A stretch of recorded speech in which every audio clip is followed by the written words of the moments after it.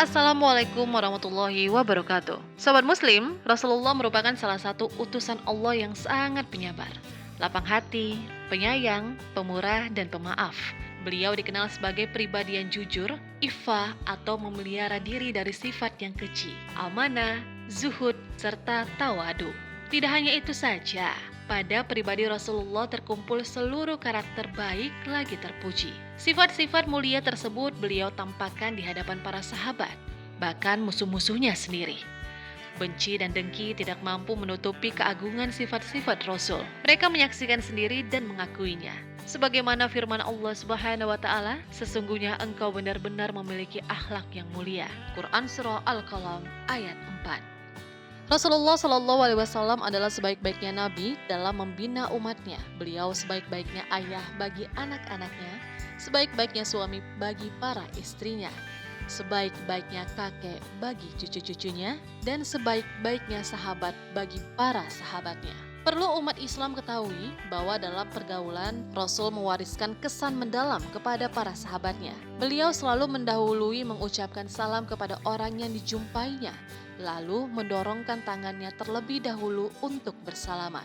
Beliau tidak akan melepas tangannya sebelum orang itu melepas tangannya sendiri. Jika Rasulullah dipanggil, beliau akan menoleh dengan seluruh anggota tubuhnya.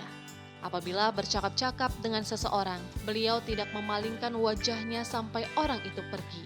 Wajahnya selalu diarahkan kepada orang yang semajelis dengan beliau, sehingga orang-orang yang bersama Rasulullah merasa bahwa mereka sangat dihargai dan dihormati. Selain itu, Rasulullah tidak pernah memotong pembicaraan seseorang hingga ia selesai berbicara, kecuali jika orang itu keterlaluan. Maka beliau memutuskan pembicaraannya dengan melarangnya berbicara atau dengan berdiri berpaling meninggalkannya. Rasulullah yang mulia ini menghormati tamu yang masuk ke rumahnya. Kadang-kadang tamu beliau dipersilakan masuk di atas bajunya serta diberi bantal.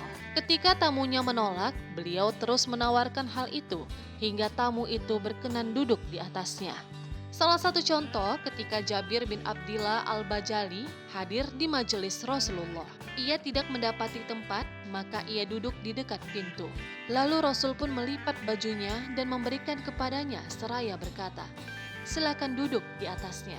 Diambillah baju itu oleh Jabir dan diletakkan di wajahnya, lalu diciumnya seraya menangis serta dikembalikannya kepada Rasulullah yang mulia. "Semoga Anda dimuliakan oleh Allah sebagaimana engkau memuliakanku," kata Jabir.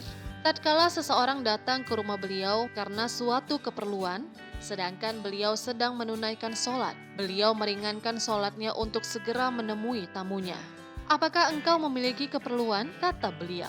Apabila keperluan telah terpenuhi, beliau lalu kembali menunaikan sholatnya. Sobat Muslim, kekasih Allah ini selalu menasihati para sahabatnya dengan bahasa yang santun, lemah lembut, dan penuh kasih sayang. Beliau tidak bercakap-cakap dengan sesuatu yang menyinggungkan perasaan dan menyakiti hati para sahabatnya. Bila tidak bertemu dengan salah seorang dari para sahabatnya selama sekian hari, Rasul pun selalu menanyakannya. Bila sahabatnya itu pergi, beliau mendoakannya. Jika sakit, beliau menjenguknya. Bila sudah wafat dan beliau belum mensolatinya, Rasul datang ke kuburannya.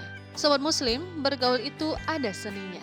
Seninya adalah menjaga etika. Etika pergaulan yang ditanamkan Rasulullah akan turun kepada kita jika akhlak beliau ada pada diri kita. Semoga kita dapat mengaplikasikan cara bergaul Rasulullah terhadap para sahabatnya. Wassalamualaikum warahmatullahi wabarakatuh.